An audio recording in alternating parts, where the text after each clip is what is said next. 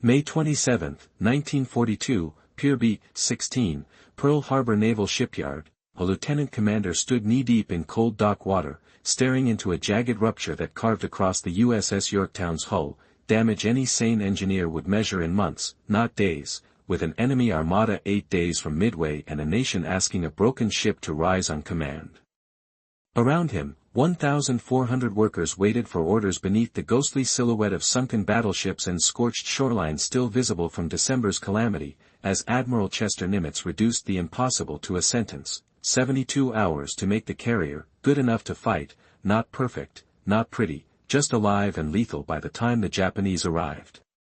The air tasted of burned oil and salt, and the arithmetic that governed survival was brutal. Every flight deck mattered, every squadron mattered, and one ship could tilt the scale between disaster and a chance at history.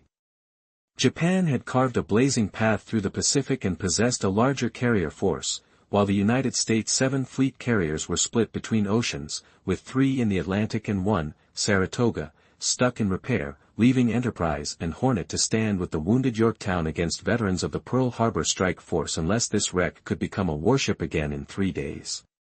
Intelligence offered a miracle with an expiration date. Station HYPO's codebreakers had read the enemy's mail and fixed the rendezvous at Midway, but knowledge without a flight deck was a prophecy of defeat, not victory, and Nimitz needed steel, engines, sailors, and a strip of wood long enough to recover planes, not elegant plans drawn on a basement chalkboard. The gaze across the harbor told the rest: blackened hulks, oil-slick water, and memories of fire, reminders that the Pacific had already claimed a terrible price and would take more unless this carrier could be hauled from the edge and thrown back into the storm before the week was out. Yorktown's scars ran deeper than anyone standing there could see from the dock. A 551-pound armor-piercing bomb had knifed through multiple decks at Coral Sea, exploding above the engine room, shredding compartments, and killing or wounding dozens, including the repair party that tried to save her in the moment, while near misses tore open seams and ruptured oil tanks that trailed a 10-mile slick on the slow voyage home. Her deck had been patched in transit by a carpenter's cunning, her bulkheads shored by exhausted hands, her power rerouted through a labyrinth of wounded metal, and yet the inspection reports piled into a grim conclusion: 90 days, perhaps more, to make her right, when the fleet did not have 90 hours to spare. The superintendent's pencil hovered above the damage photos, and every rule learned in peacetime said to cut out plates, refit frames, inspect welds, test every circuit, and only then return to sea. But wars do not pause for checklists, and the only standard that mattered now was whether the ship could survive a week of hard steaming and a day of hell. Nimitz's demand reframed the equation: not perfect, not even safe by the book, but good enough to launch and recover planes and take enemy blows long enough to change what would happen northeast of Midway, because if Yorktown failed to sail, the battle would be fought 2 against 4 instead of 3 against 4, and that difference could be the hinge on which the Pacific turned. Even before the dock drained, boots splashed through 18 inches of water, and the admiral himself came to look. No distance, no ceremony, absorbing the sight of torn seams, buckled plating, and oil bleeding from the ship's side, then repeating the order with the finality of a deadline that could not be extended by a single minute. The choice fell to the shipyard's hull expert: obey the dictates of metallurgy and time and fail the schedule, or bend steel to will, force corrupted plates back into place, stitch them with lap welds that would make any inspector blanch, and accept the risk that stress might rip them open under combat loads. The answer, when it came, sounded like a promise made to history more than to any one man. What followed would not be a repair so much as a resurrection against reason, undertaken by welders, shipfitters, pipefitters, electricians, mechanics, and carpenters who understood that every hour spent arguing with the impossible was an hour stolen from Midway's dawn. The plan slashed through the procedural forest: make the hull tight, restore power, make the deck fly, and ignore everything non-essential until after the ship was again a weapon, because the ocean does not grade on elegance when the enemy is coming fast. Beyond the dry dock walls, the island listened as power was pulled from city grids and rolled across neighborhoods so the yard's floodlights could turn night into a second shift of daylight, and Honolulu's families began arriving with sandwiches and coffee, forming a human supply line to match the industrial one roaring inside the gates. Workers drifted from every command and port, specialists borrowed without paperwork, skill traded for time, and men found places to sleep in corners only to wake minutes later because someone needed a cable pulled, a panel spliced, a pump fed, and a seam chased until the leak died under a spray of sparks. The ship's damage told its own geometry of grief and determination: bulkheads blown outward, decks driven down, compartments erased, cables flayed back like nerves, but in that destruction lived a crude map of what had to be done in 3 days, a to-do list written in fire and salt and rivets that had to hold under shock. Above, the burnt flight deck promised both hope and hazard. If carpenters could conjure a forest of shoring below, cap it with a steel plate, lay fresh timber, and tie the deck sole back together with wire and will, planes could land, and if planes could land, the ship could fight, and if the ship could fight, Midway's equation might finally balance. Out at sea, the logic of carriers had already reshaped the war, a lesson learned the hard way on December 7 when battleships burned and the undamaged American carriers became the only long arm left, with Enterprise, Lexington, and Saratoga in the Pacific while Yorktown sailed from the Atlantic to join a new kind of fight conducted by airplanes over horizons no battleship gun could reach. That legacy shadowed the dry dock like a silent witness. Carriers were now the currency of power, and losing one meant more than metal sunk. It meant eyes and fists gone from the sky, the very instruments needed to strike and parry in a war where opponents rarely saw each other's hulls.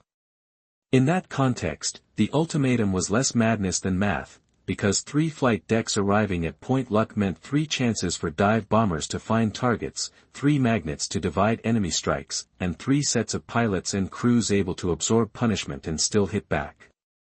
The workers on the dock knew none of their names would be painted on a kill tally, but they understood the calculus. If the seams closed, if the lights came back on, if the deck held, then pilots would get their shot, and that was enough reason to keep the torches hissing until their hands shook.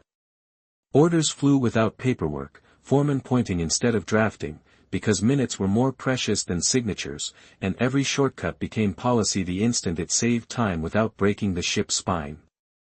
The rules of peacetime, inspect, certify, validate, were not discarded out of carelessness but subordinated to a single, pitiless question: will this hold long enough to meet the enemy, survive the first blow, and keep fighting until the day is won or lost on the open sea? Above the chaos, the vision narrowed to a simple image: 3 carriers, Enterprise, Hornet, and a patched Yorktown steaming northeast of Midway, aircraft spotted on decks at dawn, deck crews crouched by chocks, and the future of the Pacific pivoting in a few minutes when courage meets luck and training. To make that image real, the shipyard would turn night into metal and resolve into weld, and the next 72 hours would cease to be units of time and become instead the distance between calamity and a fighting chance. Somewhere in those first hours, as the dockwater fell away and bilges sighed under fresh weight, the men closest to the wounded hull stopped asking whether the schedule was possible, because impossibility had already been ruled irrelevant by the enemy's timetable and the admiral's order. Questions shifted from, "Can this be done?" to, "What must be done first?" and then they stopped asking questions at all, because questions take breath, and breath was better used under a hood with a rod melting into a seam that had to vanish before sunrise. The smell of hot steel and singed insulation became the language spoken across compartments, punctuated by shouted bearings, tool requests, and the occasional short prayer no one would admit till later. By nightfall, the carrier no longer looked like a casualty waiting for paperwork. Under the arc lights she looked like a city being built at reckless speed, alive with sparks and silhouettes moving for a single purpose: get her to sea before the calendar runs out. The lieutenant commander who had measured the wound with his hands in cold water now measured time by weld beads and cable runs, a judge not of perfection but of sufficiency, because in 3 days no one would ask how clean the seams looked, only whether the deck caught the last landing gear that came in low with smoke trailing from a wing. The decision that morning, say yes to an impossible clock, had turned the shipyard into a battlefield of a different kind, one where weapons were torches and chainfalls and wrenches, and every victory was another system humming, another leak stilled, another circuit glowing back to life. Outside the gates, Honolulu's lights dimmed in rolling patterns as power poured into the yard, and families who had watched the harbor burn months before now kept vigil with thermoses and paper-wrapped food, sending small comforts into a place where comfort had been replaced by urgency. Inside the hull, men worked until their hands forgot they ached, and the ship began, subtly at first, to feel less like a patient and more like a fighter waking from a heavy sleep with one thought returning over and over: there isn't time, so make time.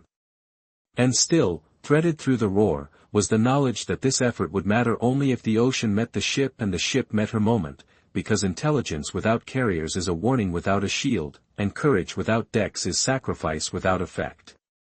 Midway was a map coordinate and a crucible, a place where luck and code-breaking had given an opening that could close if a single hull failed to appear at dawn alongside two others that could not afford to be alone. The men in the dock did not recite strategy, but their work spoke it clearly: return Yorktown to the line, and the Japanese would find 3 American flight decks where they had planned to find 2, a surprise compounded by courage and multiplied by steel.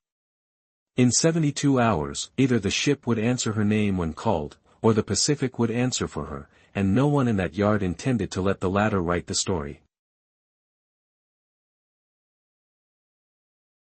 She began as a promise in steel in 1937, the lead ship of her class and a floating experiment in everything the Navy had learned about carriers: 19,800 tons standard displacement, room for roughly 90 aircraft, and a hull shaped by lessons from the earliest flat tops about what it would take to win a war nobody had yet seen coming.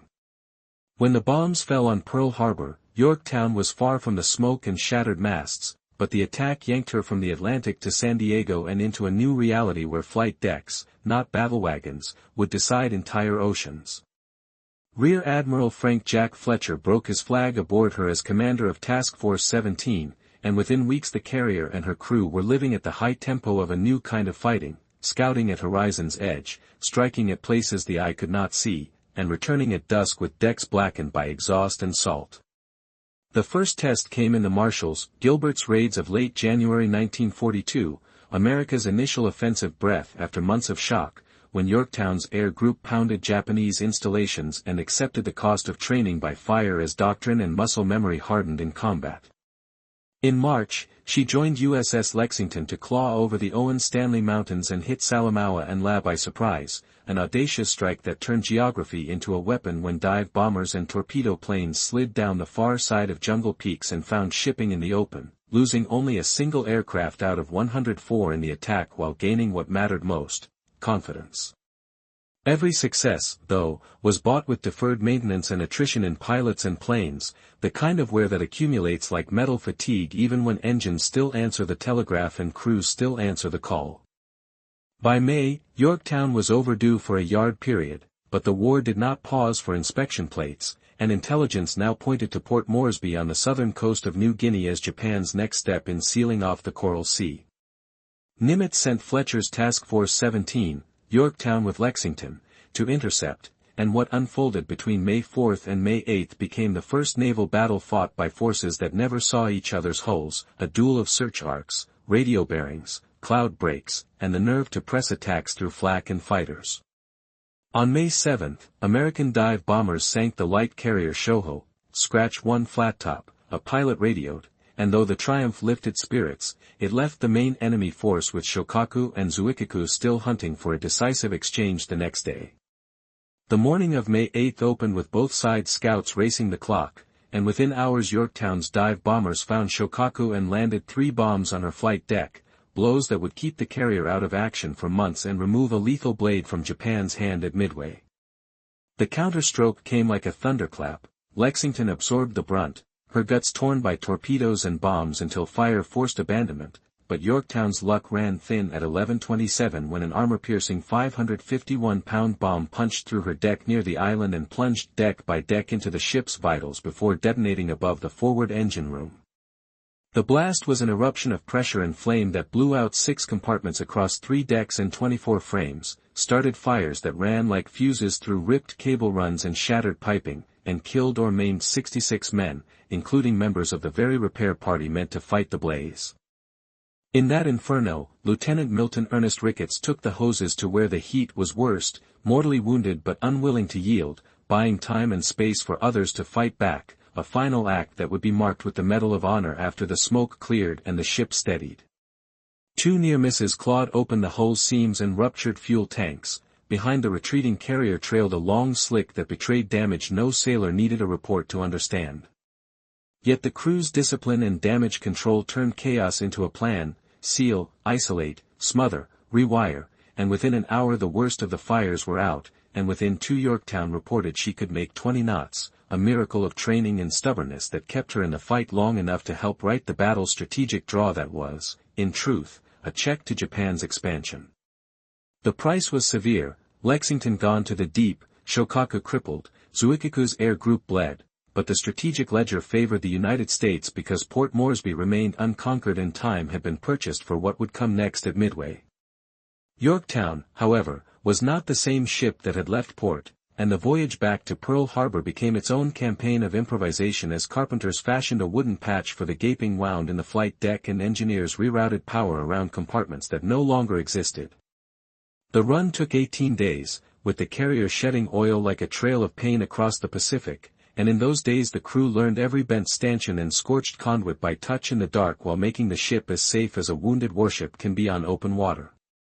The inspection upon arrival read like a verdict: 6 decks pierced by the bomb, 6 watertight compartments gone, structural damage spanning 3 decks across 24 frames, the No. 2 elevator machinery wrecked, radar dead, refrigeration destroyed, hull seam sprung between frames 100 and 130, and multiple fuel oil tanks ruptured. Rear Admiral Aubrey Fitch estimated 90 days of repairs at minimum, with yard inspectors leaning toward a longer timeline and a transfer to the West Coast for proper reconstruction after some emergency patching in Hawaii. The arithmetic of that estimate was impeccable, but it did not include the enemy's calendar, and the enemy's calendar was the only one that mattered to Admiral Nimitz. Nimitz listened, and where others saw a workbook of tasks he saw a clock ticking toward June 4th and a code-broken plan that would mean nothing if America sailed short a carrier at Midway, then spoke the sentence that turned engineering into strategy: 72 hours.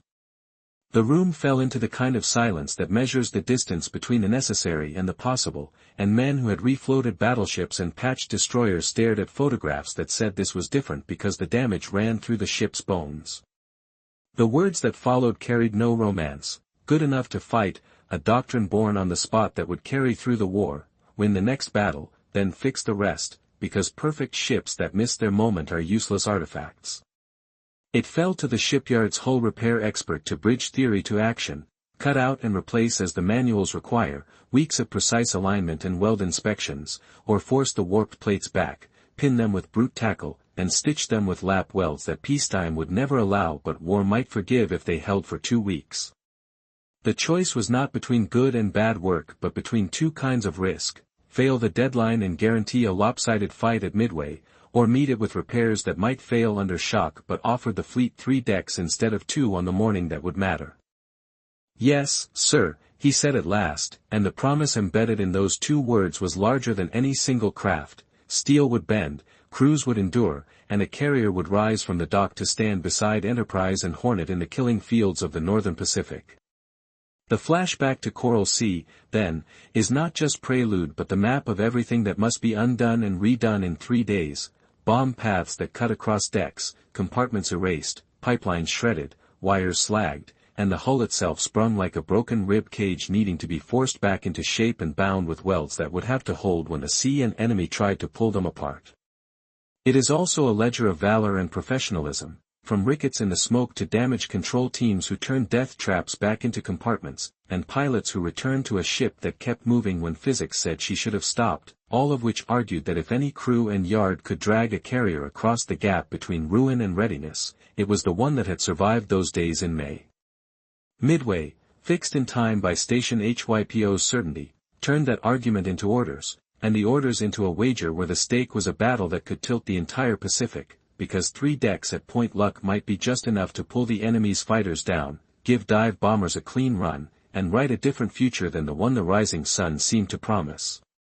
So the narrative bends back toward the dock, to the moment when the shipyard threw away forms and reached for tackle and torches, and Yorktown's story ceased being a tally of what had been lost and became a countdown to what could still be won if 1,000 hands could make 72 hours worth more than 90 days on a calendar. The ghosts of Coral Sea did not fade, they stood with every man who picked up a tool and measured his work against the memory of a bomb going off above the engine room and a deck sagging under fire, but ghosts cannot pull rivets, and this job would be done by the living who understood that history sometimes hands you a window so narrow you have to grease the sides with sweat to squeeze a warship through it. In that understanding lay the answer to why Yorktown's officers and men had fought so hard to keep her alive at sea, because survival there made resurrection here conceivable, and resurrection here would make Midway something other than a reckoning fought outnumbered on the worst possible terms. On the evening before the first shift in the dry dock, one could imagine a pilot from Salamaua walking the silent hangar, counting rivets by habit and tracing scorch marks with a fingertip, then looking up at the yawning wound and believing, against reason, that decks can be reborn because they must be, and that the next time wills kiss timber it will be in the service of a strike that changes everything. That faith was not abstract, it was nailed into timbers, stitched into seams, and coiled in cable drums, and it was emboldened by the knowledge that Shokaku would not be at Midway and Zuikaku's air group would not be whole, advantages earned in blood that could be multiplied only if Yorktown returned to the line in time. From such pieces, damage reports, estimates, orders, memory, and resolve, the shipyard would build not just a repair plan but a bridge to June 4th, and the men who crossed it would carry the weight of a battle none of them would fight except through the hands of those who would.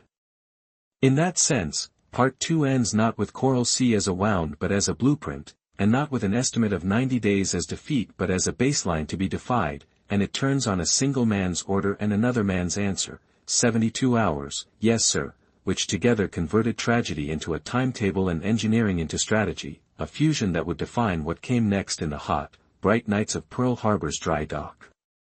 The next chapter begins when water drains, lights flare, and a battered carrier is handed back to the only force that could save her in time, a community of workers who understood that in wars of carriers and codebooks, sometimes the most decisive sortie is launched with a welding rod.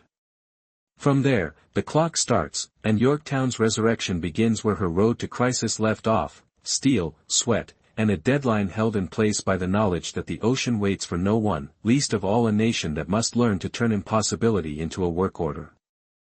Yorktown slid into dry dock number 1 on May 27, 1942, still carrying aviation gasoline in her tanks because the Navy waived the 24-hour purge required by safety regulations, a calculated risk that bought precious hours the schedule could not spare. At 0800 the next morning, with water still curling around boots and the dock not yet dry, Admiral Chester Nimitz stepped down among men and waiters, studied the torn seams and buckle plates bleeding oil, and repeated the only order that mattered, 72 hours to make her good enough to fight. The number did not land like inspiration, it landed like obligation, converting assessment into action and action into a plan that would defy the manual without defying the ship's limits. The yard's planning office hauled out the original construction drawings and threw away everything that required time they did not have, replacing detailed work orders with foremen pointing at scars and saying fix that, now, and then moving to the next wound before the echo faded.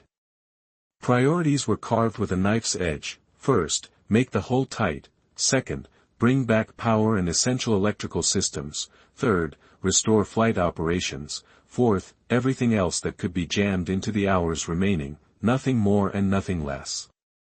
The crowd that swarmed aboard was an army made of trades, 1,400 welders, shipfitters, pipefitters, electricians, carpenters, riggers, and mechanics from the yard and borrowed from ships in port, specialists yanked from other commands, all fused into 3 shifts that quickly became one continuous blur because shift changes are a luxury when a battle has a date and the enemy refuses to move it for you. Even as the last inches of water drained, cutting torches lit, grinders bit, and the air filled with the crackle of arcs and the sweet bitter stench of scorched insulation, the first skirmish in a 3-day war fought with heat, leverage, and nerve rather than shells.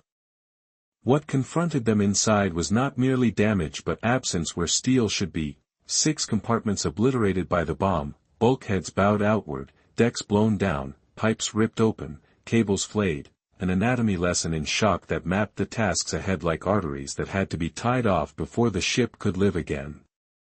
Outside, the hull read like a bruise running 30 frames long where near misses had warped plating and popped rivets and opened seams, a failure pattern that demanded the most heretical choice an engineer can make under a clock: push the corrupted steel back into shape and weld it in place rather than cut it out and rebuild as the textbooks demand.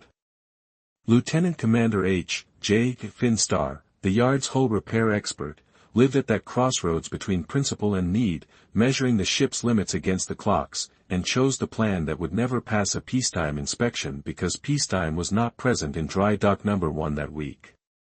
Brute tackle would drag buckle plates home, and welders would run lap seams along the joins, an ugly solution by any aesthetic standard but one that could turn leaks into weeps and then silence, enough to take the sea and the shock of flight operations for a finite window measured in days, not months. The choice was honest in its risk. There would be no illusions about long-term durability, only a cold bet that the ship could hold together through hard steaming and a day of combat, and that was all the plan promised and all the plan needed to promise. The ethic that grew from that decision compressed into 5 words that passed from mouth to mouth until they sounded like a prayer: good enough to fight, a doctrine that did not excuse sloppiness but prioritized function over finish because Midway's horizon would not wait for perfect welds. Work instructions became finger jabs and shouts over noise rather than paperwork, and the shipyard abandoned the comfort of hierarchy in favor of speed, letting experts cross trade boundaries when seconds could be saved and skill could be borrowed, because even authority was a consumable in those hours. Crews moved compartment to compartment with saws, sledges, and torches, cutting away warped steel, dumping twisted remnants, and splinting structural members with heavy timber shoring, transforming chaos into framed space, a geometry of survival instead of collapse. Electricians did not waste breath on restoring original circuits. They ran new cable in clean passages, spliced where they had to, stapled temporary junction boxes to bulkheads, and accepted a mess of lines if it meant lights came on, pumps spun, and vents moved air where men had to breathe and work. The number 2 elevator's machinery was a ruin, so the decision came down without romance: lock the platform in the down position and plan flight operations around the dead spot, because a broken piece acknowledged is safer than a broken piece that fails when you need it most. Radar, too, could not be resurrected as designed, but technicians and electricians cannibalized parts from where they could and built a working set by amalgam, the kind of machine that would make an engineer wince but a captain smile when the sweep returned and bearings came alive again. Damage control priorities reached into every door and hatch, hundreds of them, each a promise that a wound could be isolated when the next blow came, each requiring fit, test, and mark, because a single leak can beat a ship and one sealed gasket can save a compartment. In the engine rooms, the planning had to accept what metal would not forgive. Superheater boilers damaged at Coral Sea were beyond repair in the time available and would be isolated, trading top speed for reliability, a compromise that meant the ship could not reach her design 34 knots but could make enough way to fight and live with the fleet. The goal was never to restore Yorktown as she had been. The goal was to create the Yorktown required for the next week, a carrier assembled from original strength and expedient fixes that together could launch, recover, maneuver, and take punishment long enough to alter a battle's math. Out on the flight deck, the plan was drawn in steel and wood: reinforce the forest of temporary shoring the crew had thrown up at sea, lift a massive steel plate into the bomb-struck area beneath the island, weld it down fast and solid, then replank the surface so wheels would find grip and arresting gear could do its work without biting into a lie. Below that work, crews were already rerouting fuel and vent lines around devastated runs, accepting longer routes for the sake of survivability and simplicity, because a clean bypass that stays alive in battle is worth more than an elegant restoration that dies under shock. The rhythm that took hold was not an industrial cadence but a battle drill extended across a shipyard: assess, attack, check, and move. The same loop sailors used to fight fires now applied to fighting the clock, and in that loop the yard became an extension of the ship's damage control parties. Supervisors paced with clipboards that became talismans rather than texts, checking time against milestones no one dared miss, while the admiral himself returned to see welds where gaps had been and hear pumps hum where silence had lived, an inspection performed with eyes tuned to the only measure that mattered: will it hold at sea? By the 16th hour, Yorktown glowed under a city of lights, floods, arcs, and strings of bulbs chasing shadows out of compartments, so bright from a distance she looked ablaze again, but this time the fire was chosen, controlled, and purposeful. Men ate on the move, sandwiches in one hand, a tool in the other, catching sleep in corners when they could, and coming awake not to alarm bells but to someone tapping a boot and saying we need you here, now, because the ship needed them everywhere, always. What they were building was not a restored warship so much as a weapon tuned for a single campaign, a hull tight enough, power strong enough, a deck flat enough, a radar alive enough, and systems robust enough to take the first strike and hit back, an acceptance that in war the perfect is often the enemy of the living. The plan's honesty, naming limitations instead of pretending them away, freed the crews to pour effort into what would matter on the day, keeping water out, fire down, planes flying, and the ship moving, because every other virtue would be meaningless if those four failed under stress. As midnight edged into the second day, the dock's concrete steamed where sparks fell, and the ship no longer felt like a casualty under treatment but like a fighter being taped up between rounds, breathing more evenly, eyes clearer, jaw set for the bell. No one mistook necessity for luck. This was craft and sweat turned into inches of progress against a tide of damage, each inch a piece of an answer to a question asked by an enemy 4 days hence at a point of ocean named for fortune. The wager, lap welds over replacement, reroutes over restoration, locks over fixes, isolation over overhaul, was written across her frames and decks with a clarity that would be tested under bomb and torpedo, and everyone working knew it, which is why the work was as careful as it was fast. Before dawn, a foreman paused long enough to watch a line of welds cool from white to orange to dull red along a once gaping seam and allowed himself a single breath of satisfaction, then turned and shouted for more rod, because a dozen other seams still shone wet and the clock did not flinch. In those hours, the shipyard's culture changed as surely as the ship's condition, approvals shrank, improvisation rose, and expertise moved to the point of need, a template that would echo across the Navy for the rest of the war because it proved in practice that fast, disciplined triage could be as decisive as ordnance.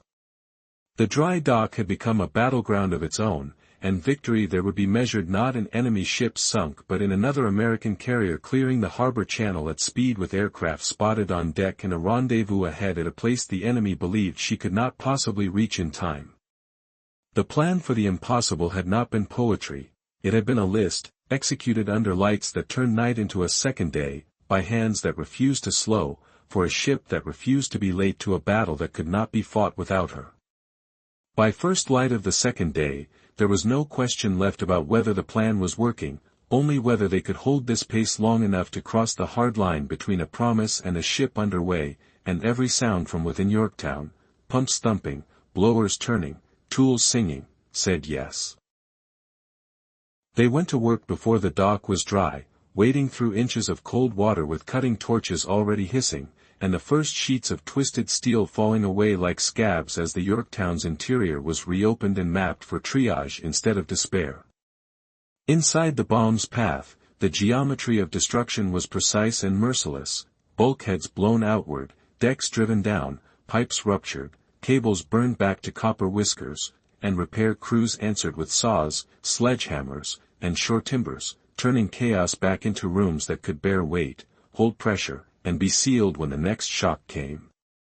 The rule of the hour was simple: cut out what kills, shore what must stand, route around what cannot be saved, and move on to the next wound without ceremony or pause, because every minute spent admiring a problem was a minute stolen from Midway.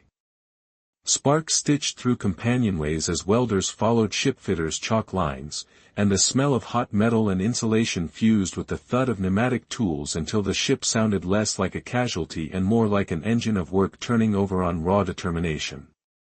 Outside the skin, the hull read like a topographic map of shock where near misses had buckled plating across 30 frames, popped rivets, and pried seams open until oil seeped from wounded tanks, and the cure chosen under the clock would make any textbook blush, drag the plates back into place with heavy tackle and pin their refusal with lap welds run hot and fast along reopened joins.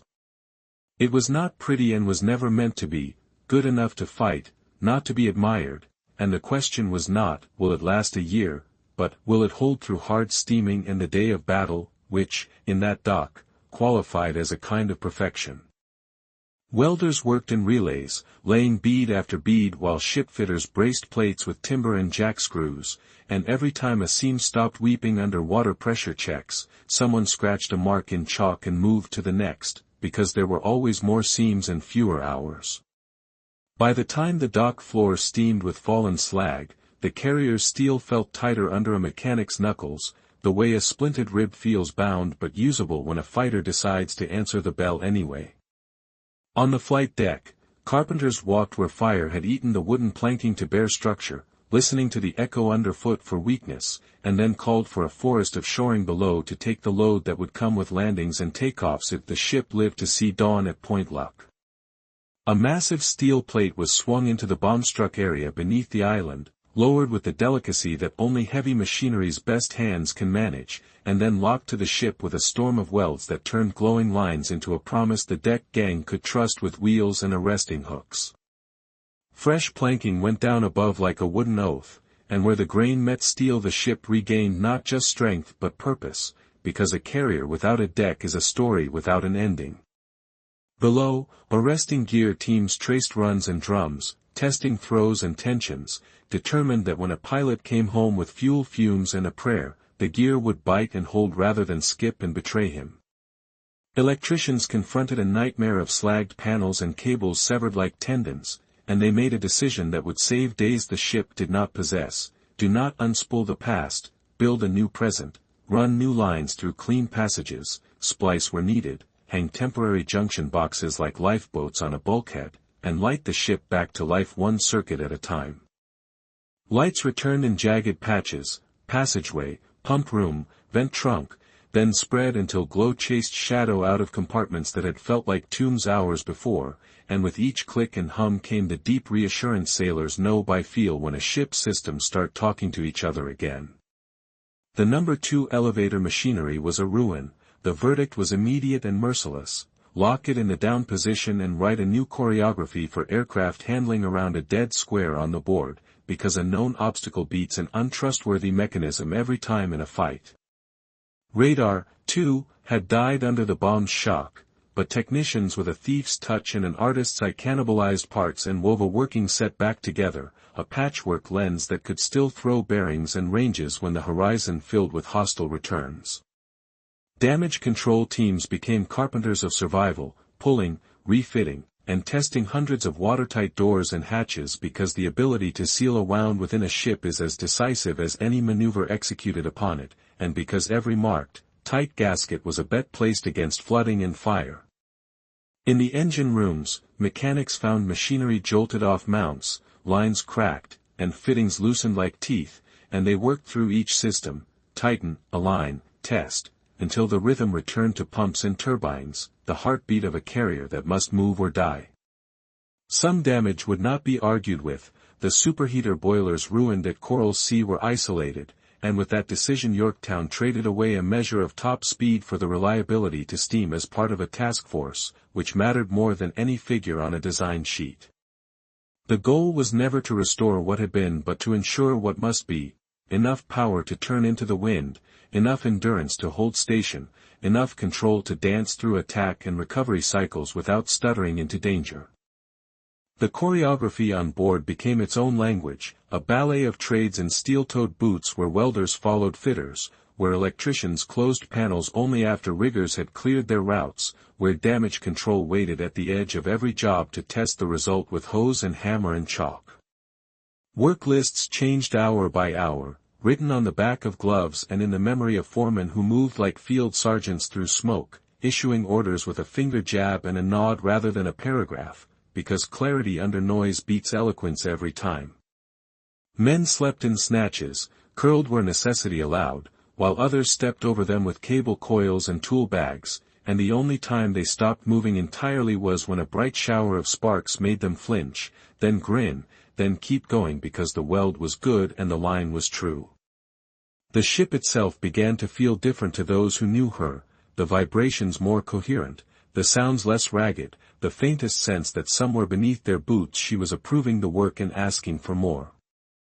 Checkpoints hit the clock like drumbeats, sections of corrupted plating forced home and sealed, internal circuits rerouted successfully, ventilation restored to spaces where men would have to labor when the ship went back to sea, and the giant deck patch passing its first tests under load and heat. Every success created time for the next risky task, and every setback, an unexpected seep along a seam, a breaker that refused to hold, was treated as a problem to kill immediately, not a note to revisit tomorrow, because there was no tomorrow that was not already filled with departure. Supervisors kept a running tally less of tasks than of probabilities. What must go right to sail, what can fail without killing us, what can be finessed in motion, and the plan evolved in real time toward the only objective that mattered: get her into the channel and pointed toward a rendezvous she could not miss. On a scrap of paper tacked to a bulkhead, someone had scrawled the philosophy of the yard in 5 words: good enough to fight, underlined twice, and as men passed they grinned without humor and got back to what the words demanded. Even as muscle and craft carried the day, the repairs retained their honesty about risk. Lap welds are strong until shock tests them, temporary cables are reliable until heat and vibration query every splice, and a locked elevator will not surprise you, but it will slow you when seconds matter on a crowded deck. That frank accounting did not dampen resolve, it sharpened it, because naming the failure modes is how you build the workarounds into procedure before you're forced to invent them under fire with smoke in your lungs. The officer of the deck made his own adjustments to future routines, walking the patched deck and rehearsing with handlers how to taxi aircraft around the dead elevator, how to respot faster, how to land with a patch's bounce under the wheels without skidding toward the island. Below, engineers drilled on manual overrides and emergency shutoffs for rerouted systems, teaching hands to move without thinking in spaces that would go black or red if the wrong valve stayed open under stress. By midnight, the carrier was a living lantern, not from the city beyond the gates but from the incandescent effort inside her skin, where every compartment seemed to hold a small sun throwing sparks and heat as if the ship had swallowed the yard's lights and made them her own. Men spoke less and did more, because the ship spoke back now in pumps and blowers and a deck you could trust to take a man's weight at a run, and because every sound that wasn't a tool or a system was a distraction they could not afford. In that crucible, the line between improvisation and doctrine blurred in the best possible way, and procedures born in emergency began to look like standard practice the fleet would adopt, not because they were ideal but because they worked when they had to.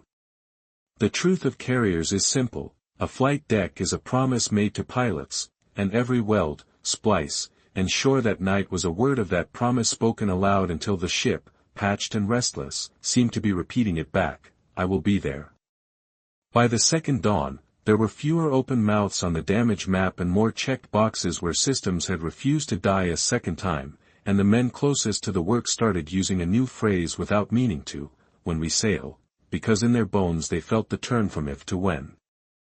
They had cut away the memory of the bomb and built a platform for what came next, not a perfect ship but a ready one, and the Yorktown's interior, once a catalogue of failures, had become a ledger of solutions stacked high enough to meet the sea and the enemy with something like a fighting chance. The choreography they perfected inside those frames would echo out to the flight deck and beyond in days, when blast, flame, and water tested every decision, but for now the proof was in the hum of restored systems and the quiet confidence in the way men moved through spaces they had remade with their hands. What they had accomplished was not the end of the miracle but its hidden heart, the patient work inside a wounded ship that lets a nation say to an oncoming battle, we will meet you with 3 carriers instead of 2, and that difference will matter. By the time Honolulu's first neighborhoods dimmed, the shipyard had already swallowed the city's electricity like a second ocean, arc lights blooming over dry dock number 1 until the Yorktown glowed so fiercely against the oily water that from a distance she looked aflame, alive with sparks and voices and the grind of steel being argued back into shape by exhausted hands that refused to slow down. Rolling blackouts rippled across Oahu on the order of Hawaiian Electric's president, Leslie Hicks, who rerouted power to feed hundreds of welders, pumps, blowers, and floodlights, and no one complained because everyone understood a single truth: the Navy needed that ship, now. As streets went dark in rotating grids, families lit their own kitchens and then packed sandwiches, fruit, and thermoses of coffee for the workers, gathering at the shipyard gates until church groups turned sidewalks into canteens that pushed sustenance into the yard's bloodstream as surely as cables and fuel lines did inside the hull. The city's pulse synchronized with the docks, and what had been a repair job became a communal vigil, an island's quiet decision to trade comfort for time while men in heavy aprons and dark goggles wrote a deadline into steel. Under the lights, the ship surfaces threw back an industrial dawn, blue-white torches and sputtering arcs tracing lines on plates that had previously gaped, the noise so dense it became a kind of weather as crews shouted over pneumatic hammers and the screech of metal being cut out, splintered, and replaced in a choreography only experience can teach at speed. Work orders remained more gesture than paper, foremen pointing to a wound and then to the man who could stop it bleeding, a method that replaced signatures with trust and turned minutes saved into progress measured in closed seams and humming motors. There were no formal breaks, only laps around a ship that seemed larger with every hour spent inside her, men grabbing a bite and a gulp as someone tapped a shoulder and said we need you here, now, and the body obeyed because the ship needed them everywhere at once. Supervisors checked the clock like aviators scan a horizon, making hard decisions about what mattered most next, hull tight, power strong, flight deck ready, while the list of everything else waited patiently in the corners, as if the ship herself understood the triage and asked only to be made seaworthy again. At 1100 on May 28, the caissons opened, and water began to push back into the dock, a slow, cold verdict on every weld and patch laid in the frantic first day, the black sheet rising inch by inch until it pressed hard fingers against seams that had to refuse it. Engineers and damage control teams ghosted through compartments with grease pencils and flashlights, marking the beaded sheen of a seep here, a pinhole there, turning leaks into a to-do list that welders and fitters murdered one by one before the water climbed higher and the next test began. The ship floated free like a patient being asked to stand, her weight shifting onto the work that had been done, and somewhere in the cascade of readings and shouted bearings came a quiet recognition, she was holding, not perfectly, but well enough to go on. By early afternoon the hull read watertight under pressure, the oil's telltale slick stilled, and tugs nuzzled the carrier gently from the dock and out to Pier 16, a transfer that felt less like a move across the yard than a graduation from triage to ward care without once letting go of the patient's hand. The pier became an extension of the dock's fever, repairs continuing without a breath taken, as if the shipyard feared that stopping for even a moment would let doubt in through the open hatches and undo the hard-won rhythm. Electricians finished running temporary power trunks through clean passages and closed panels with the firm click of circuits that had to carry the ship's life under shock, while radar technicians coaxed a cannibalized set into coherence until the sweep came back and bearings rolled in, a sound like vision returning after a long darkness. On the flight deck, the steel patch settled under heat and load, fresh planking accepting boot scuffs and the test run weight of moving aircraft trolleys, while arresting gear crews rehearsed throws and tensions so muscle memory, not luck, would catch a pilot when seconds went thin. Damage control parties worked their own ledger of survival, fitting and testing watertight doors and hatches, chalking numbers and notes until every marked circle meant a promise that a wound could be isolated when the sea or enemy tried to unmake what had been done. Night again, and the ship blazed, a citadel of work visible across the harbor so intensely lit that old scars on Ford Island threw back a dull sheen, reminders that the war had not moved on so much as come here to be answered by hands and heat and the mantra that had begun to live on the men's tongues, good enough to fight. The line between home and yard blurred as families kept returning with food and coffee, and the simple ritual of handing a warm cup across a barrier felt like the island's signature on the admiral's order, binding civilians to sailors and workers in a contract to outwork the clock. Power flowed and dimmed across Oahu in planned waves, street by street, a choreography no one would have tolerated a year earlier and no one questioned now, because islanders could trace the arc of lights at the yard to a future where 3 carriers met 4 and the arithmetic changed by exactly 1 deck's worth of courage. In neighborhoods gone temporarily dark, radios glowed like embers as people sat up and imagined the men under those floodlights pushing a broken ship toward the sea by sheer refusal to fail, and sleep became a luxury they were willing to lend. By the 24th hour, the checkpoint sounded like drumbeats, most corrupted plating forced home and welded, most open seams closed, fuel stopped escaping its iron womb, and the conclusion on everyone's lips, though few said it aloud, was that the hull would take the ocean for the time required, and that was what mattered. Inside, progress remained slower because devastation hides where light is hardest to bring, but even there the logic of triage carried them forward, and the decision was made to keep working while afloat and, if necessary, to keep working while underway, because the calendar's tyranny made a mockery of ceremony. The yard and ship's command accepted the risks that come with repairs in motion, heat, vibration, awkward access, but measured them against the certainty of being too late if they halted, and certainty will always defeat risk when the stakes are this clear. A handful of shipyard specialists were quietly tapped to remain aboard through the move and beyond, their tool bags repacked like sea bags, their faces set in the particular calm of experts who have been asked to solve problems where the horizon is not a wall but a deadline. Every hour, someone recalculated the tempo, how many rods burned, how many panels closed, how many doors tested, how many tasks could be accelerated without courting the kind of failure that writes a ship's name on stone instead of history, and those numbers became as important as any bearing or wind speed had ever been on the bridge.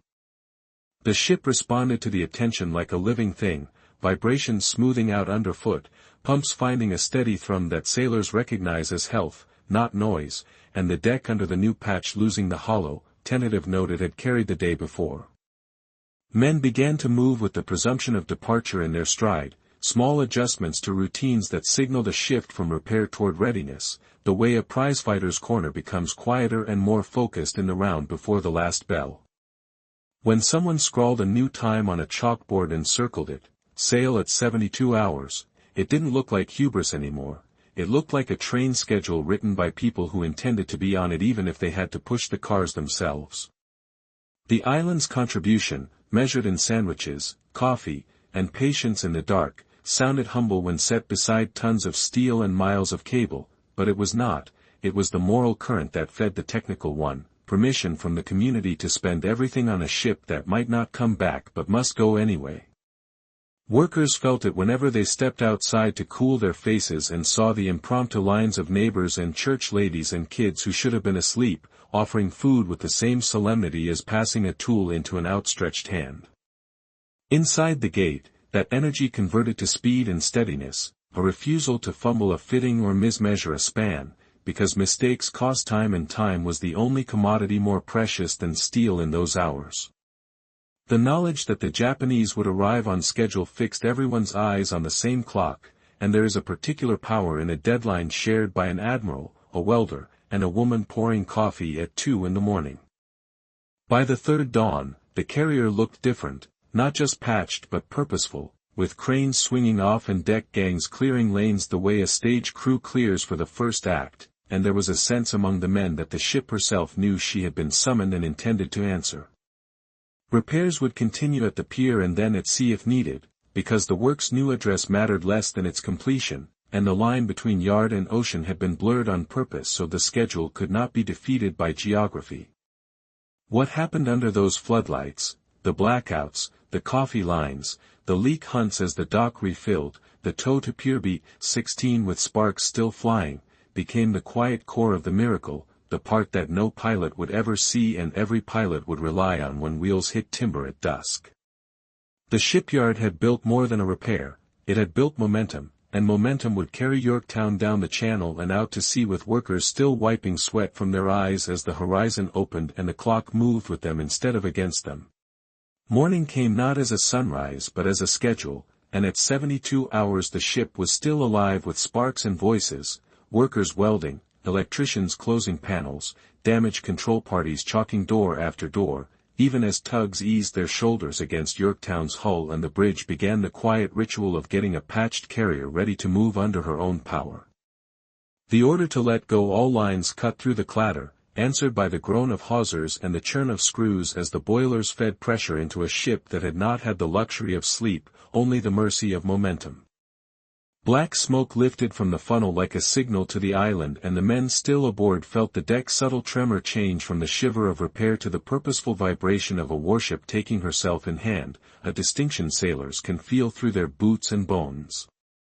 She slid past Pier B-16 into the channel, past Ford Island where the wreckage of battleships still stood like burnt monuments, reminders and warnings, while the patched hull cut cleanly into the harbor's swell and the patched systems hummed as if they'd never been asked to do more than this. 20 knots came up on the captain's command, the ship answering with smooth acceleration that translated hours of emergency work into a single sentence of confidence. The welds are holding, the pumps are honest, the lights stay lit, the deck is a promise not a lie.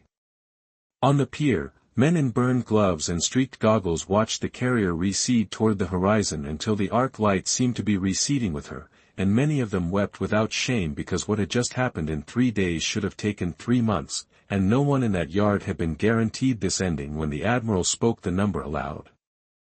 They had made a wager with time and steel and won, for now, and the emotion in their faces came not from victory but from the sudden vacancy where work had been, from the hand-slap with fate that ends only when a ship comes home again. The decision had been made that several dozen specialists would remain aboard as riders, still at their benches and panels while the ship put miles under her keel, ready to finish what the dock had begun and to fight the small battles of heat, vibration, and access that only reveal themselves when a ship returns to her natural element. On deck, the forest of shoring beneath the patched section took the ship's motion without complaint, and the steel plate beneath the island rang with the solid tone of a thing properly fastened, fresh planking accepting the first scuffs of a carrier underway toward a rendezvous with events larger than any single man's plan. Below, engineers watched gauges as if they were holding a nervous animal's gaze, ready to soothe or isolate at the first flicker, and the rerouted circuits behaved like honest citizens rather than saboteurs, a tribute to the electricians who had chosen direct paths over pride. The bridge kept its language tight and functional, bearings, speed, wind, because this was not the moment for speeches, only for seamanship, and the captain's glance cycled through the instruments, the horizon, and the men at their posts as if to bless each in turn with the same level, unflinching expectation. The yard had given him the ship he asked for, not the ship the manual would have preferred, and that distinction mattered less with every cable the carrier devoured on her way out of the harbor. Every few minutes a phone rang below decks with a report from a team checking a formerly weeping seam or a once dead panel, and each, holding, was a small absolution shared silently between men who had learned not to spend words when they could spend results. The patched hull did not complain at 20 knots, the isolated boiler stayed docile and steady, and the lockdown elevator did nothing at all, which was exactly the point, because a known limitation is a safer companion than a hidden failure when a deck begins to fill with airplanes and men moving at a run. Somewhere forward, an officer marked on a board the simple fact of departure, May 30th, as promised, a line that would seem miraculous in any other context but here felt like the natural consequence of an island that had dimmed its lights so a ship could blaze. As the channel widened into ocean, the wind freshened and the ship took the sea with the quiet assurance of a fighter stepping off a stool after being taped up between rounds, bruised but balanced, wary but willing, and the helmsman eased her onto the course that led not just to a point on a map but to the place where repaired ships prove what they are made of. Men leaned into their work with the serenity that comes when noise resolves into the right noises, the steady thrum of machinery, the rhythmic shiver of hull plates underway, the clean click of breakers that stay closed, and the absence of the wrong noises was as eloquent as any report. In compartments where the bomb had once undone metal and men, air now moved as it should and lights held their pools steady on new cabling, the sort of small, steadfast miracles that never make dispatches but allow dispatches to be written. The first few hours of steaming were a rolling examination graded by the ocean's indifferent hand, and Yorktown passed each section with a competence born of improvisation disciplined by craft. News did not travel immediately back to the pier, but the men who had stayed behind to coil their leads and stow their tools could feel in their bones the answer to the question everyone was asking, is she right enough, right now, for what is coming, and the answer felt like yes. At the shipyard, the miracle began to acquire numbers whispered in hallways or muttered over black coffee, a human instinct to measure the impossible in tons and feet and hours, around 400 welders at the peak, consuming over 100,000 pounds of rod while forcing corrupted plating back across 30 frames, laying down roughly a forest's worth of shoring timber, and running about 3 miles of temporary power and lighting cable through a ship that had been dark in all the wrong places. The community's contribution tallied itself to thousands of sandwiches, hundreds of pounds of fruit, and more coffee than anyone could count, though no ledger could value the rolling blackouts that dimmed living rooms so a carrier could shine like a foundry at midnight. The time saved compared to proper, sequential peacetime procedures, the dry phrasing used by inspectors, came out to on the order of 3 months, a statistic that felt both cold and astonishing when compared to the heat and urgency that had accomplished it. Even those who would later argue over whether it had been 72 hours on the clock or 72 hours and change could not argue with the sight of a ship moving under her own power toward a date the enemy believed she could not possibly keep. Statistics are the bones of a story. The flesh here was the image of a carrier clearing the headlands while men still aboard tightened the last bolts and checked the last valves as if they were seeing a patient out of surgery and into a marathon at the same time. The city exhaled when word filtered back that the ship had turned into the wind on schedule and held her speed, an exhale that felt like a prayer answered and a new one begun, because the miracle of departure is only half a miracle in war, and the other half requires contact with an enemy who does not care how hard you work to arrive. In Honolulu's darkened neighborhoods, people folded chairs, rinsed thermoses, and went to bed in the knowledge that their small shares in the effort had been spent well, while in the yard the men who had not slept in days finally did, some with the marks of goggles etched white around eyes gone bloodshot with grit and attention. For those still aboard, the ship's motion became a metronome for the last tasks, checking for hot connections as the deck heaved, relashing lines against a real sea, walking the patch for any new sounds, and each successful pass was a small bead added to a rosary of competence. On the bridge, the captain and his officers kept counsel with silence and bearings, trusting the shipyard's work by trusting their own senses, prepared to throttle back or turn aside if any single system betrayed them, and increasingly certain none would. The plan called for joining with other carriers northeast of Midway, but for this day, this hour, the victory was simpler. The clock had not beaten them, and Yorktown was moving to keep a rendezvous with history under her own patched power. Somewhere aft, a rider from the yard stood at a bulkhead he had helped straighten and laid a hand on the cool steel as if listening for a heartbeat, then smiled a private smile and went back to his panel, because sentiment is a fine thing in a story but a poor substitute for a torque wrench in a seaway.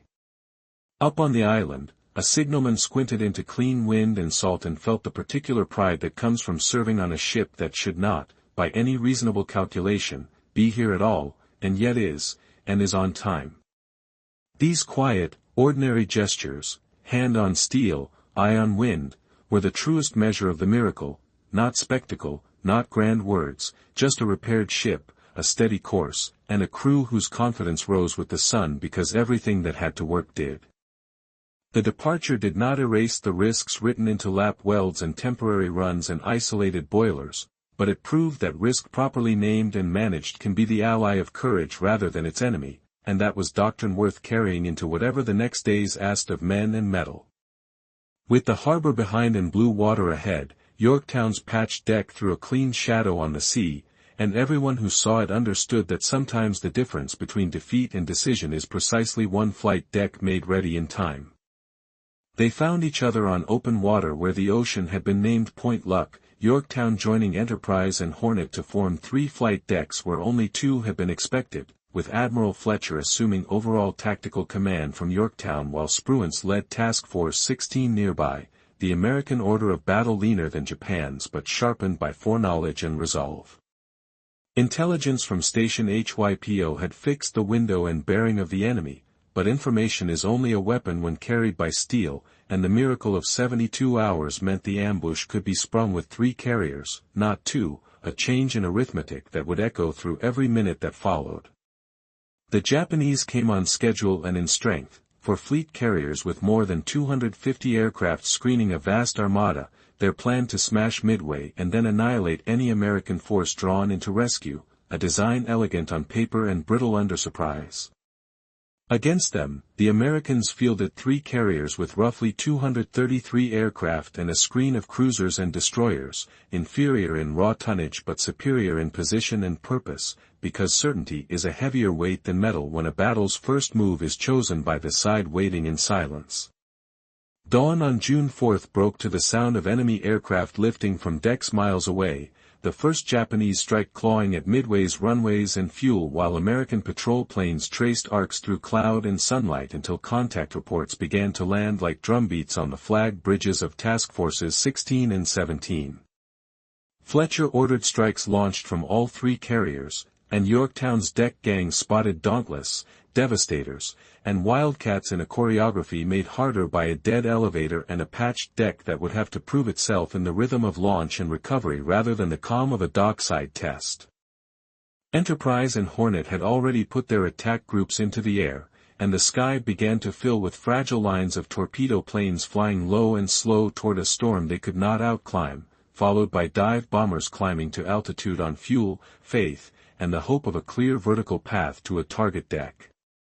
Midway's land-based bombers struck first and paid dearly, and then the carrier-borne torpedo squadrons took their turn, heading into converging arcs of Zero fighters and a wall of flak that turned the sea into a graveyard of wakes and burning debris. Of 41 American torpedo bombers that committed themselves to those attacks, 35 fell without a single confirmed hit, sacrifices that looked like failure in the moment and like the fulcrum of victory in hindsight because courage has physics when it pulls an enemy's eyes and weapons downward and away from the threat that truly matters. Their runs dragged the Japanese combat air patrol low and scattered, and in the clearing sky above, the next formation approached almost unseen, the dauntless dive bombers from Enterprise, Hornet, and Yorktown cutting through 20,000 feet of thin air toward decks loaded with refueling and rearming aircraft as the enemy cycled for another blow. At 10:22, 5 minutes rewrote the Pacific War, as Enterprise's squadrons fell like thunderbolts on Akagi and Kaga while Yorktown's VB-3, guided by circumstance and skill, found Soryu and planted bombs that turned her hangars into furnaces, the 3 carriers erupting into towering columns of flame. The bombs did not merely scar decks, they ripped open the beating hearts of flight operations, detonating among fueled aircraft and scattered ordnance, the worst possible chaos at the worst possible moment, and within minutes the pride of the Pearl Harbor strike force was dying on its own bright waters. The transformation was total and almost indecent in its speed. A fleet that had expected to dictate terms reduced in an instant to rescue and survival as crews fought fires that could not be won with hoses and courage alone, while smoke and heat rolled into the sky like a visible judgment on overconfidence. On American decks, the news moved with an electricity that no radio could match, the kind of current that straightens spines and steadies hands, because men could feel in their bones that a hinge had swung and that all their training had brought them to a moment where the war itself had changed direction. Historians would later call Midway one of the most consequential naval engagements in world history alongside Salamis and Trafalgar, and that verdict rests largely on those minutes when 3 carriers were mortally wounded by pilots who arrived to find the sky unexpectedly empty of defenders and the enemy fatally exposed. The tactical brilliance of the dive-bombing attack lay not only in the hits but in the timing carved out by the torpedo squadron's ordeal, a choreography of sacrifice and exploitation that can only happen when dozens of small decisions align under pressure. But battles are not won in a single act, and the ocean does not grant checkmate without a countermove, especially when one Japanese carrier, Hiryu, remained afloat, her decks clear enough to launch the kind of concentrated response that turns triumph into a test.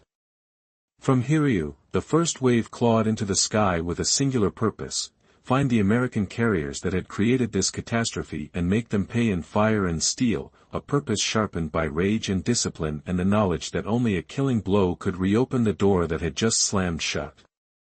As the Americans rearmed and recovered, the map became a tangle of vectors, with combat air patrols vectored by scratchy voices and plotting boards and the carriers themselves maneuvering to keep wind over the deck and a margin of safety between their wakes and an enemy's sightlines.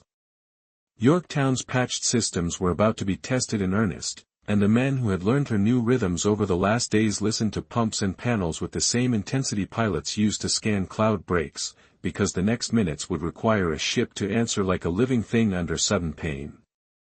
For the pilots whose bombs had found Akagi, Kaga, and Soryu, there was elation tempered by fuel calculations and the grim work of finding a moving deck across empty ocean, a task that ends in triumph only if the carrier below is alive to catch them and the air is clear enough to allow the landing signals officer to wave them home. Some of those returning would trap on Yorktown's patched deck and feel the brief jolt of arresting gear that had been tested only in the yard before being proven now under the full weight of a combat landing, an act of trust in carpenters and welders as much as in their own hands. Others diverted to enterprise when vectors and fuel force choices, a flexible interchangeability that speaks to the quiet interoperability of air groups and deck crews living the same tempo under different captains' eyes. On Yorktown's island, signals flickered and died and returned as jury-rigged circuits bore more load than they were built for, the kind of marginal electrical life that is good enough when the alternative is darkness at the worst possible time. Meanwhile, Midway's defenders, scarred and reduced, kept pressure on any target they could reach, adding to the enemy's confusion and forcing choices about deck cycles and fighter allocations that weakened Hiryu's shield in ways subtle and immediate, because every squadron leader must allocate finite attention as carefully as finite aircraft. The battle's geometry now narrowed toward a single, inevitable collision of a fresh Japanese strike and an American carrier that, by technology and fate, would be the first they found clearly in their sights, and the weight of that fate began to gather over Yorktown's wake.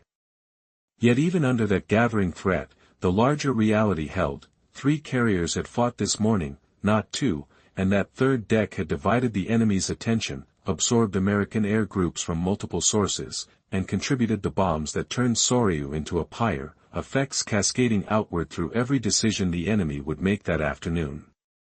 In the pause between triumph and trial, it was possible to see the line that ran from a flooded dry dock in Pearl Harbor, through 72 hours of unreasoning labor, to a sky suddenly swept clear of enemy fighters and a horizon crowned with smoke from ships that had come to Midway invincible and now lay dying in their own heat. On Yorktown's bridge, the captain and his officers worked the problem in front of them, spotting cycles, recovery vectors, combat air patrol arcs, without the luxury of savoring what had just been achieved, because carriers live minute to minute, and a single missed cue can erase a morning's victory by afternoon.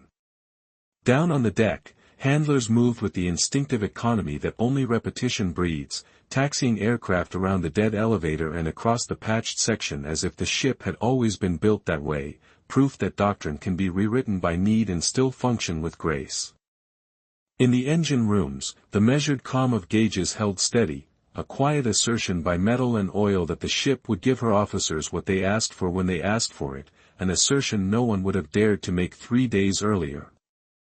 The horizon remained full of possibilities and threats, but the balance had shifted, and everyone aboard could feel it in the way the ship moved and the way voices carried, not louder but steadier, as if the entire vessel had taken a breath and prepared to meet whatever came next with the same stubborn will that had brought her here at all.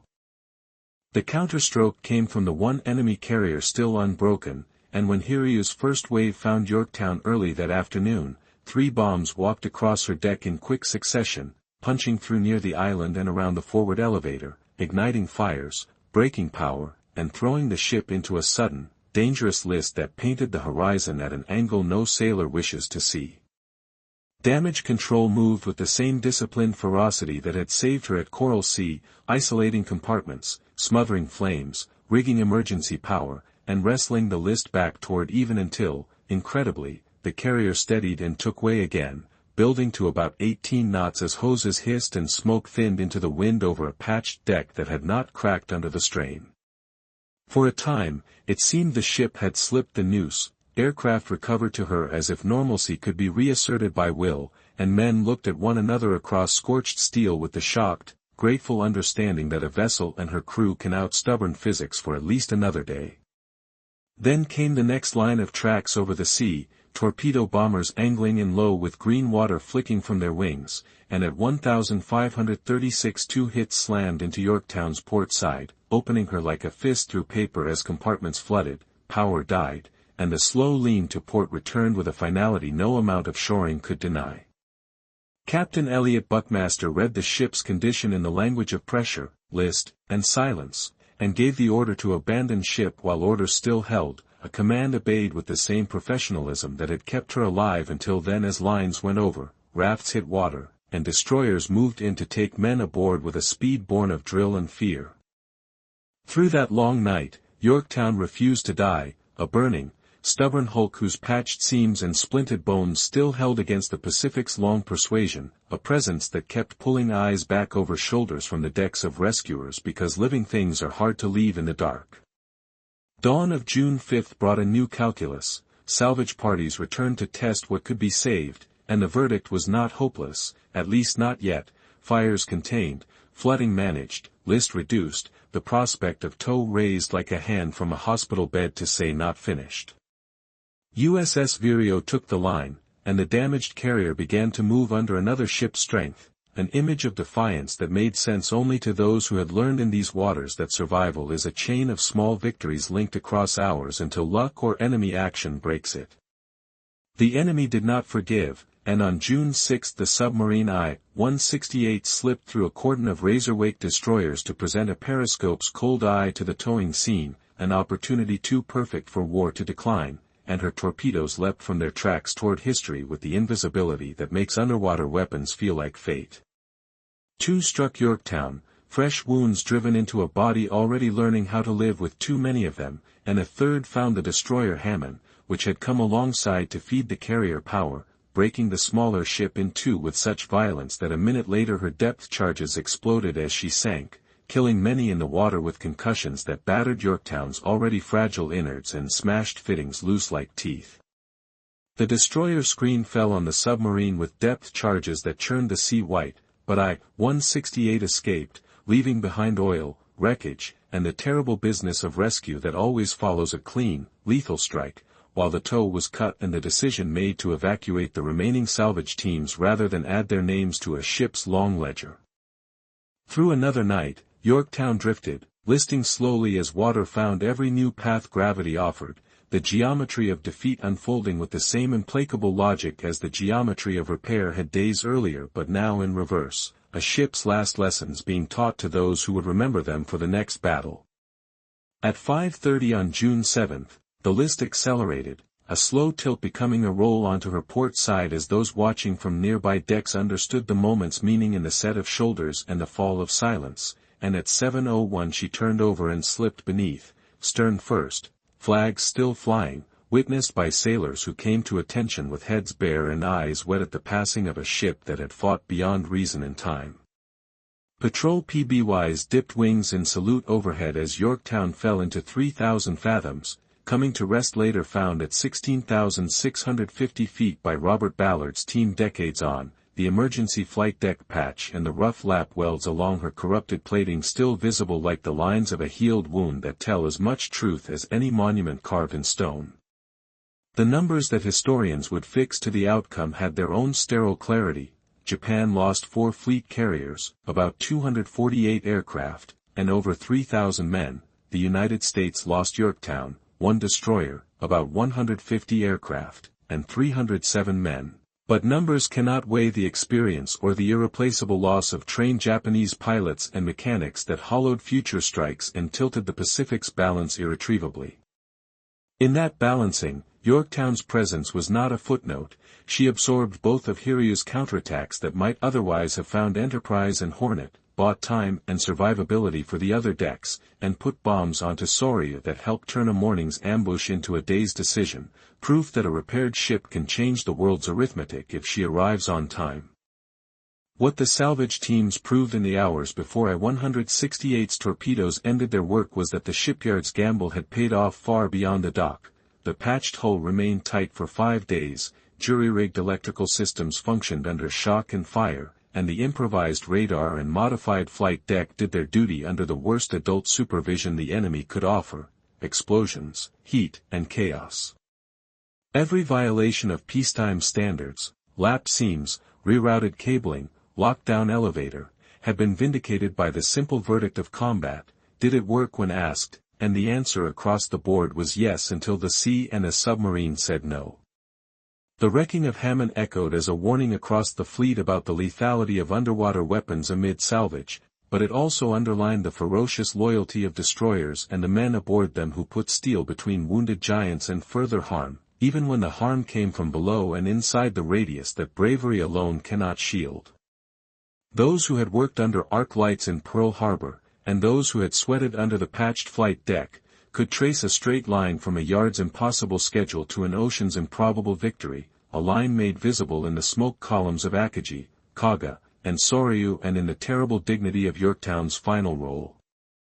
In the battle's coda, American planes finished off Mikuma and mauled Mogami as Spruance refused to be lured into the night toward Yamamoto's surface guns, a choice some would question and others would defend with the arithmetic of fuel, surviving aircraft, and the limits of carrier warfare before radar-controlled night operations came of age. Whether aggressive pursuit might have netted more prizes is a historian's parlor game. What mattered in June 1942 was that the offensive heart of the Japanese carrier force had been punctured in a single day, never to beat with the same confidence again, and that the American advance across the Pacific would now be a grinding inevitability rather than a speculative hope.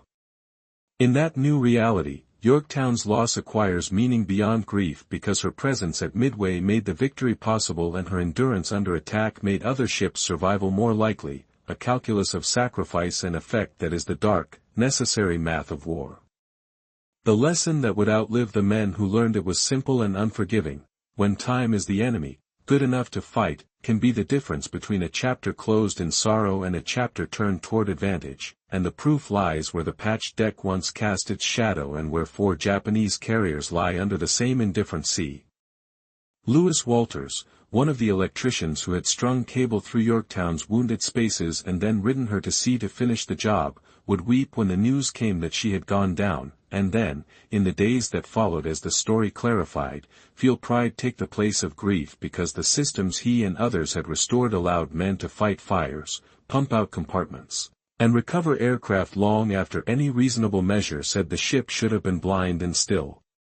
His private calculus mirrors the fleet's: the work held when it had to, and a repaired carrier kept her appointment with history, giving as good as she got until a last, silent weapon found her, and even then she took a long night to decide to die, which is more than most ships can claim when the ocean finally asks its last question. As the task forces turned east to refuel and regroup, and as Saratoga steamed to join with replacements and new plans, the men who had watched Yorktown's flags dip below the surface knew they had not watched an ending so much as a hinge, rusted by salt and time but turning nonetheless from retreat to advance. In that turning, the memory of 72 hours at Pearl Harbor is not an anecdote but an answer, and its echo will be heard on every deck where welders' scars cross clean paint and someone says quietly, "This will hold until it must, and that will be enough."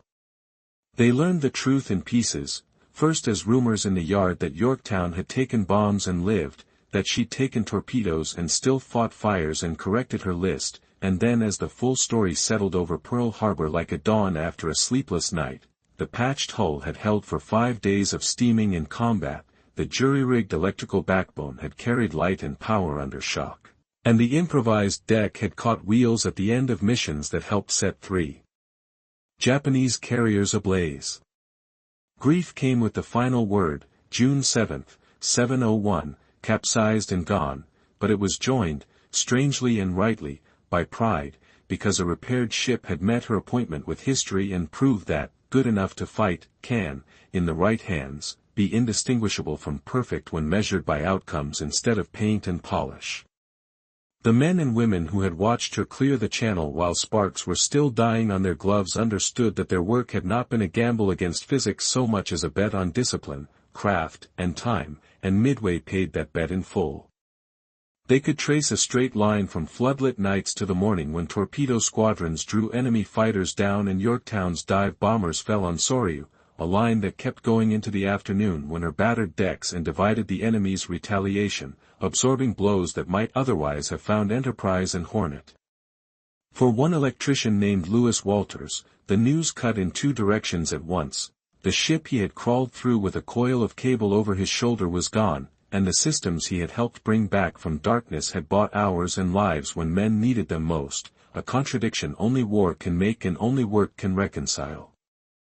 He had slept in corners under temporary lamps, ridden the carrier out to sea to finish splices as the deck moved under him, and then returned to the shop just in time to hear that Yorktown had taken her first wounds and refused to go under, proof that a splice made under pressure can be as honest as one made at leisure if the hands are steady.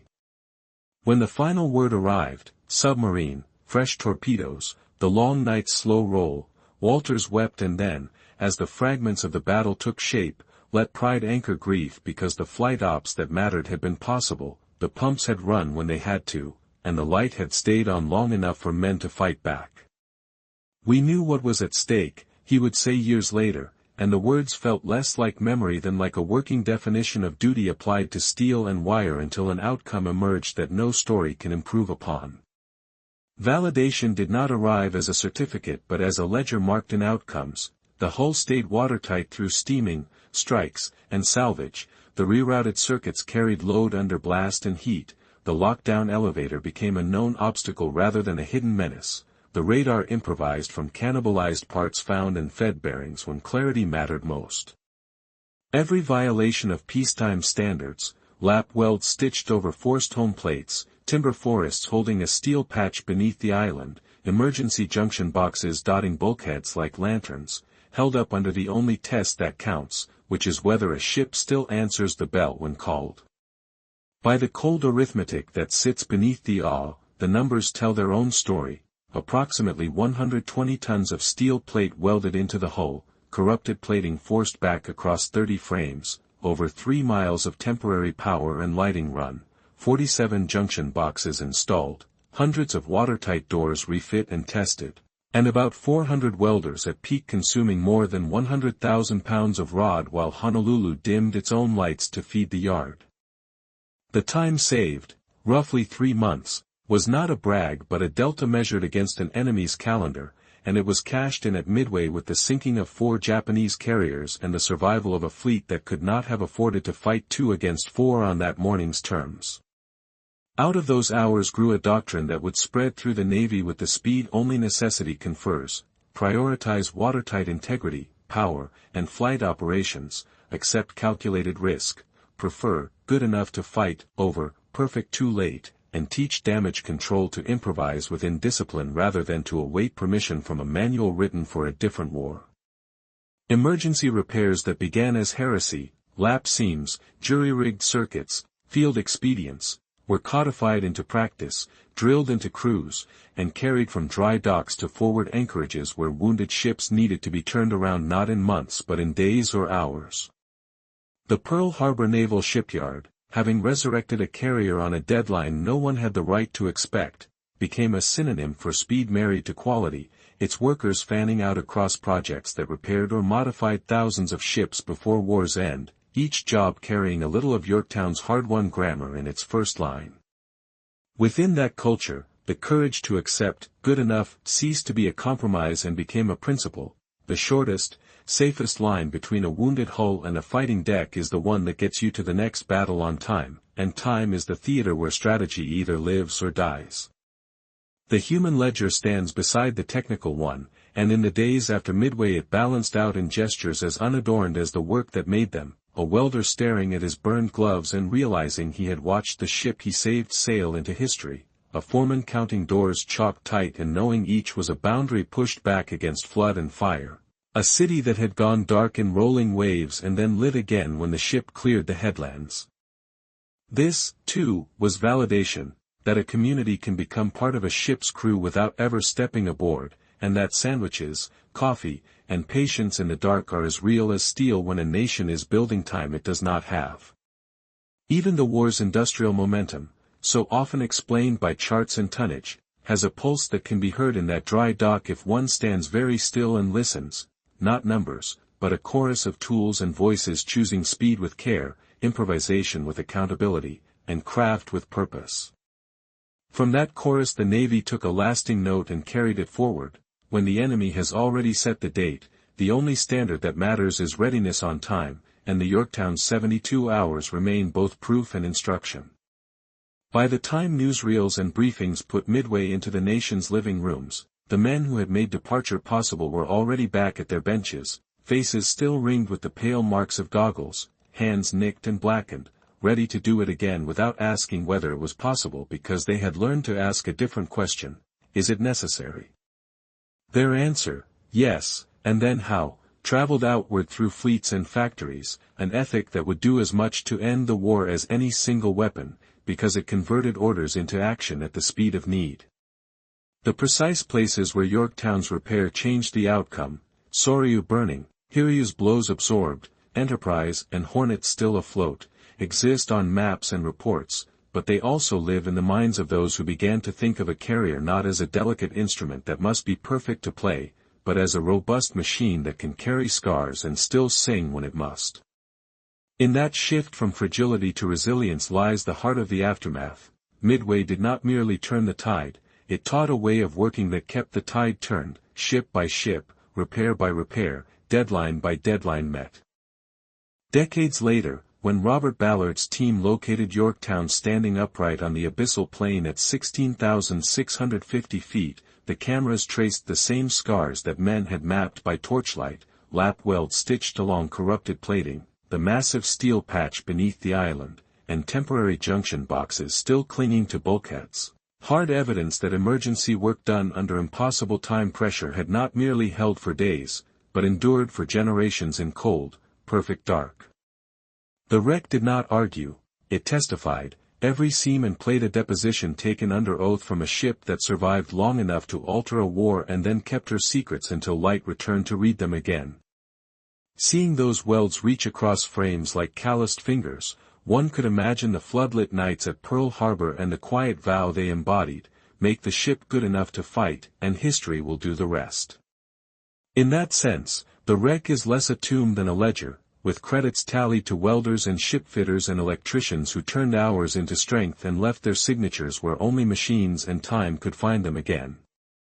On the 75th anniversary of Midway in 2017, Pearl Harbor Naval Shipyard called the workers back in name and memory, honoring those who had stood hip-deep in water and steel shavings to drag a carrier across a deadline that no one had the right to expect would be met, and the humility in their remarks felt like a second lesson in craft: do the work, keep the standard, accept the timeline, and let outcomes speak for themselves. Lewis Walters, then 97, spoke softly about stringing cable in ruined spaces and riding the carrier out to sea to finish splices while the deck moved under him, and his plain words: every rivet, every weld, every splice mattered, rang truer than any ceremonial flourish because they reduced the miracle to its working parts without diminishing it. Those who applauded understood that the line from dock to dawn at Midway is not a metaphor but a sequence of choices: wave the fuel purge, flood the dock early, throw away the paperwork that wastes minutes, borrow specialists, break problem sets into solvable pieces, and define perfection as readiness on time. In honoring the workers, the Navy honored a philosophy that would carry ships through the rest of the war as surely as any new weapon or tactic: the conviction that speed without sloppiness, improvisation without excuse, and leadership without vanity can change outcomes at scale. The cultural shift that began in those 72 hours hardened into practice, traveling from Pearl Harbor across forward anchorages and repair tenders until emergency work ceased to be a panicked novelty and became codified wisdom, taught to damage control parties who learned to isolate, reroute, shore, and restore by principle rather than by luck. Good enough to fight did not mean good enough forever, but it did mean the difference between a carrier arriving at point luck or arriving at a scrapyard, and that distinction became a North Star for commanders who had to choose between elegant plans and executable ones. The Navy learned to prioritize watertight integrity, power, and flight operations as the triple crown of survivability, to accept locked elevators and isolated boilers when the alternative was missing a battle, and to institutionalize the courage to decide in hours what peacetime would debate for weeks. By war's end, Pearl Harbor Naval Shipyard had repaired or modified thousands of ships, and in each job the ghost of Yorktown's schedule could be heard in the way foremen pointed, crews moved, and clocks were treated as orders, not suggestions. Yorktown's place in the battle's memory remains secure not only because she fought and fell, but because she arrived in time to change the arithmetic at the opening move, 3 American decks against 4 Japanese, not 2 against 4, and that simple correction underwrote everything that followed at Midway.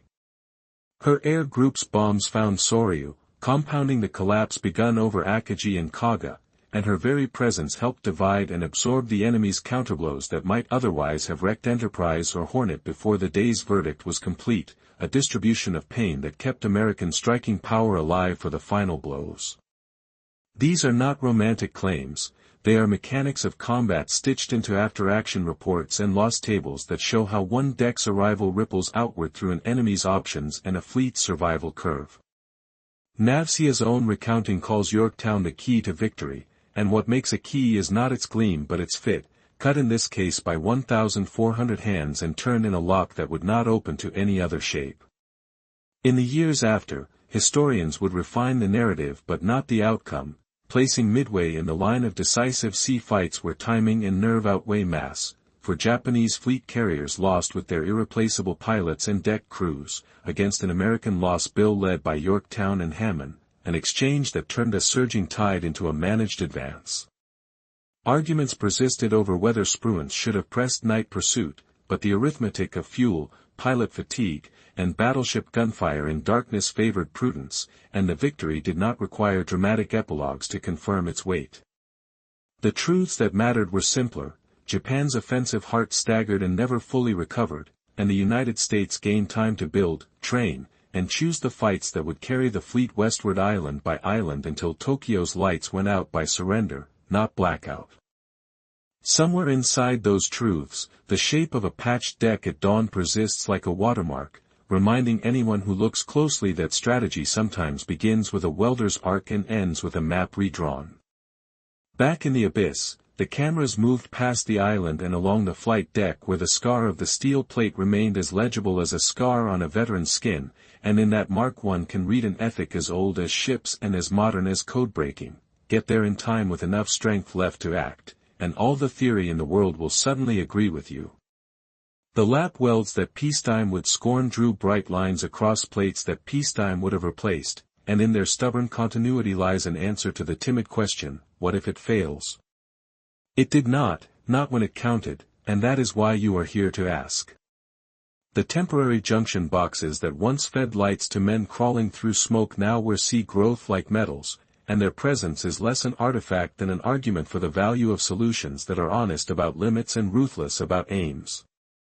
Objects do not feel pride, but a ship can carry the memory of it, and Yorktown's hulk, dignified and still, feels less like a ruin than like a closed book left open to the right page for anyone who cares to read. If there is a sentence that ties this story to the long chain of craft and courage that keeps fleets alive, it might be this: leadership set a necessary deadline, skilled labor made it real, and together they created the conditions under which intelligence could become victory rather than prophecy. Admiral Nimitz compressed the war's need into 72 hours and accepted the risk that comes with asking for what must be done rather than what can be done, and that kind of clarity is a form of mercy when time itself is an enemy. Captain Buckmaster received a ship that was not perfect and asked no more of her than she could give, then spent that gift without waste when the enemy came hunting, which is all command really is beneath the ornaments. And the workers, named and unnamed, proved that the distance between the impossible and the necessary is often measured not in miles but in welds laid and doors chalked tight, and that a nation is at its strongest when it trusts its hands as much as its plans. In the end, Yorktown's legacy is not a single image but a chord, a city dimming its light so a ship can shine, a foreman pointing instead of signing, a rider laying a hand on steel at sea and feeling it answer, a patched deck catching a tired airplane at dusk, a wreck that still wears its scars like proof, and a fleet that turned toward victory because one more carrier was where she needed to be when time ran out.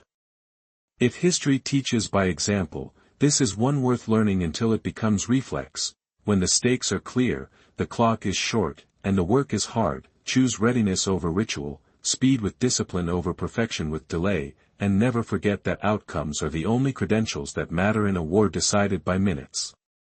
That lesson carried the Navy across the Pacific, shaped industrial America's response to the worst kind of urgency, and still murmurs in every yard where a damaged hull slides into a dock with men already pulling on gloves because they know how the story ends when the work begins now. Yorktown went down with dignity and rose again in consequence, and that is why her name belongs wherever ships are made ready in time to meet what waits beyond the horizon.